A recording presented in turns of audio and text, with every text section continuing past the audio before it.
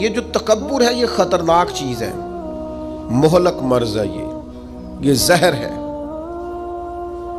جو جدھر جدھر جاتا ہے ادھر ادھر سوراخ کرتا ہے، تیزاب ہے۔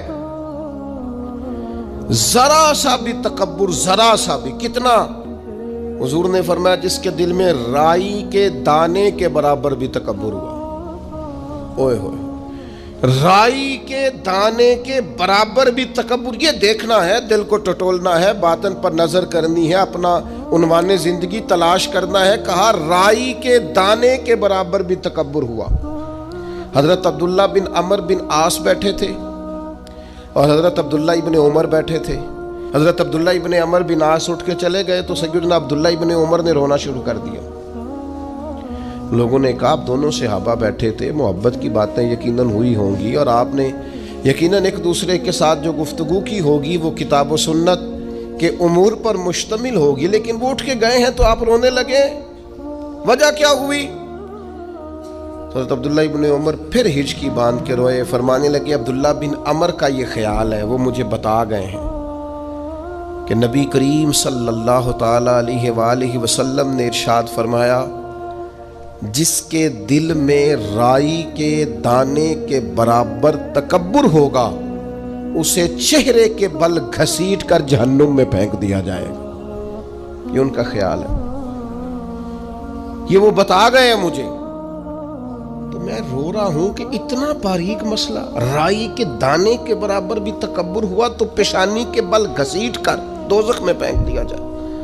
تو کہیں نہ کہیں خدا نہ خواستہ کسی سے ایسا اگر ہو گیا تو یہ تو بڑا حساس مسئلہ ہے، یہ تو بڑی غور کرنے والا امر ہے۔ انسان کہیں نہ کہیں بات کاری دیتا ہے، کسی کے رنگ روپ پر طنز کر بیٹھتا ہے، کسی کی جہالت کو زیر گفتگو لے آتا ہے۔ تھوڑا سا نا چیزوں کو سمجھیں، اپنے لب و لہجے میں، طور طریقوں میں، انداز میں آپ غور کریں کہ کہیں کوئی ایسا یہ بیماری ہمارے اندر لاحق تو نہیں ہو گئی، کہیں یہ چیز چھلکتی تو نہیں۔ تھوڑا اس پر غور کریں، تھوڑی اس پر توجہ دیں۔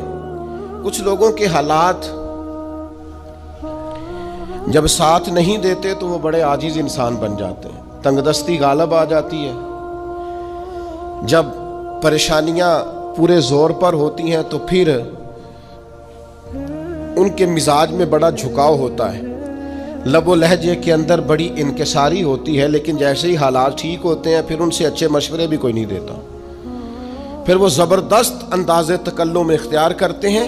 ذرا شان مصطفیٰ کریم تو دیکھیے گا، نبی کریم علیہ السلام خود بیان کرتے ہیں، حضور فرماتے ہیں اگر میں چاہوں تو میرے ساتھ سونے کے پہاڑ چلا کریں، یہ میرے ساتھ ساتھ قدم بقدم رہیں، جتنا سونا چاہوں بانٹوں تقسیم کروں، میں چاہوں تو سونے، یہ شان ہے۔